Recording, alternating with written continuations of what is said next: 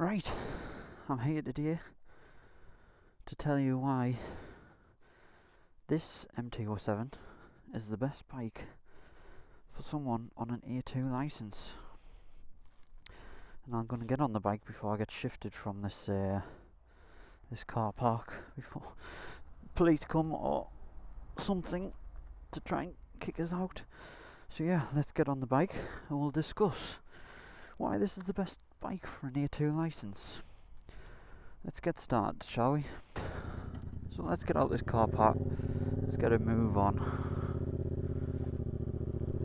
Don't know where we're going today. Just gonna ride around. Ride around some hopefully nice roads and explain why I think personally, if you're on an A2 license, this is the best bike for you. I'm by no means an expert, mind. I feel like a new rider myself, you know. I do feel like a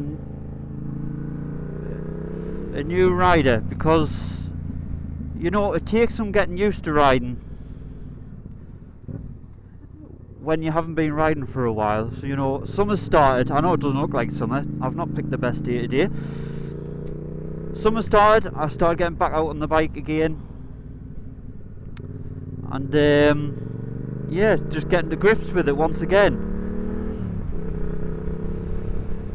So if you don't know what an A2 license is, if you just get your CVT or something and you want a bigger bike, then you do your test, your mod 1 and your mod 2, and if you're under the age of 24, I believe it is, well it used to be 24, then you have to go on an A2 license, which restricts the power of the bike you can ride. So on an A2 license, you can ride up to 47 brake horsepower. Now, the MT-07 is a 700cc, or 696 or something like that. It's just a bit under 700. And the brake horsepower, I believe, is around, is it 86?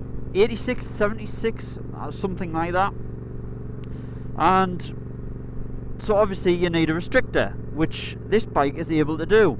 Now, depending on the year, you can either get a built-in restrictor which goes through the computer, or if it's an older model, it's like a throttle limiter which throttles the movement, technically throttles, which restricts, oh god, restricts, obviously in the name, restricts the full movement of the throttle.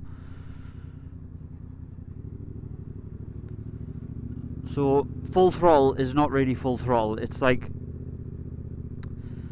3/4 of a throttle. So as mine is a slightly older model, it does have the throttle restrictor kit on, because I am only on an A2 license. And you know what? That's the whole joy about this bike and having the restrictor kit on. This restrictor's not in the carb, so it's not restricting fuel flow or anything like that. It's just literally a throttle restrictor, which I think is all the computer one does as well. Although it might lean out the engine, I'm not 100% sure on the mechanical one. Not mechanical one, digital one. But all the throttle one does is reduces the throttle pull, obviously.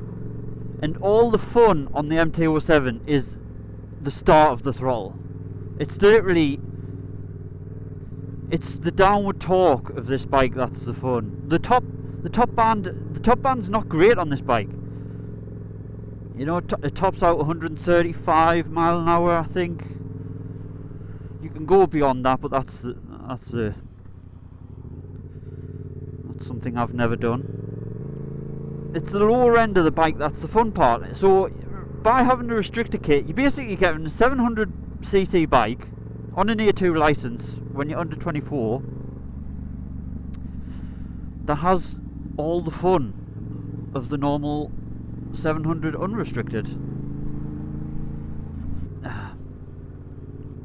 I need to go in here.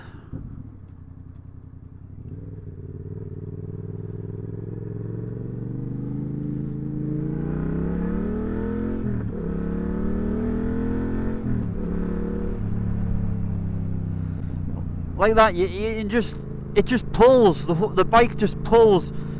It is a wheelie machine. I'm not into wheeling. I'll be honest, I don't want to wreck the bike. I haven't got any crash bars on or anything, and to be honest, I don't want to wreck myself. Never mind the bike. I don't think I've ever been very good at wheelies, so I'd rather just keep two wheels on the ground if possible. Another point is, if you're small like I am, it's not a particularly small ride height, but the shape of the bike really allows your legs to go down straight, and you can flat foot the floor easily. And I'm only 5'10" or something like that, and I can flat foot the floor in this bike. So yeah, as well as the ride height and the throttle, it's the weight. Like, you won't find a lighter bike in this class of bikes, like around the 700cc range. You won't find a lighter bike. I think its wet weight is 182 kilograms, and that's it.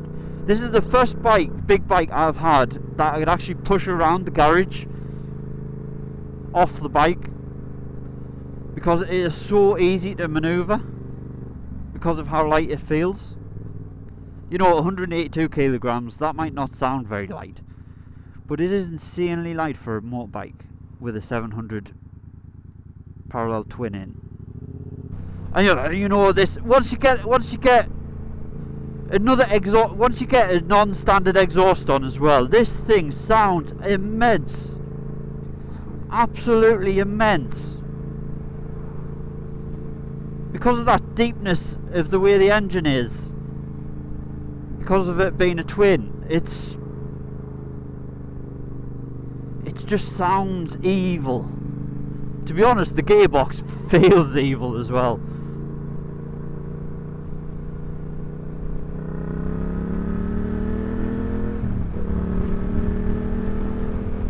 See, there we go. Look, it is a fun bike. The throttle response is instant.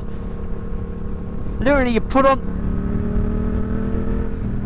the throttle and it goes. You only have to put on a tiny bit of the throttle and it just pulls for days. It honestly, you know, most bikes, they have a little bit of a delay in the throttle response. You know, so if you're in a sticky situation and you want to get out fast, then you pull the throttle and you're waiting until that power gets generated to the engine. Whereas this, it's like a straight through throttle. It's straight to the engine and you just get an instant response. Look, straight away, it's just power straight to that back wheel. And that's what you want. That's what you're looking for when you want an experience, a fun bike.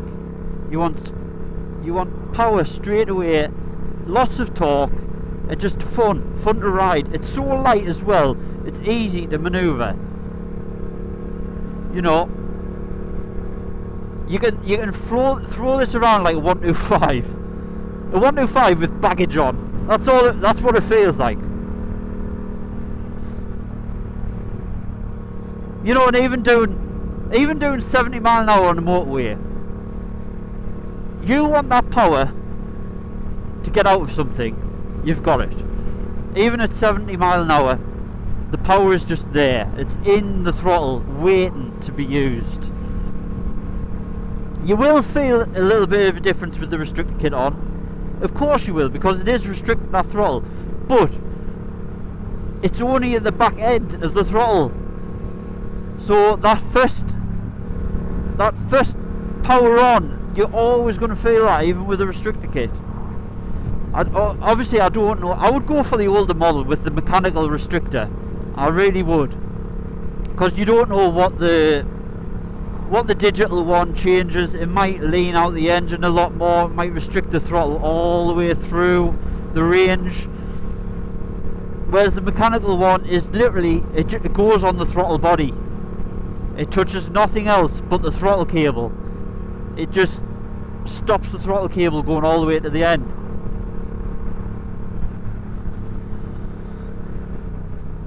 You know, I was, about 3 years ago, I was going to do me licence again and get the A licence, but I thought, since I got this, I was just like, well,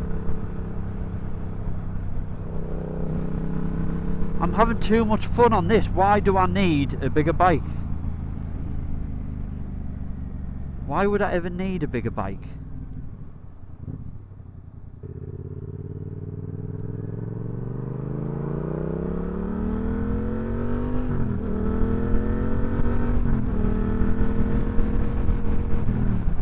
I hope you don't take it like this just is the best bike for an A2 licence. No.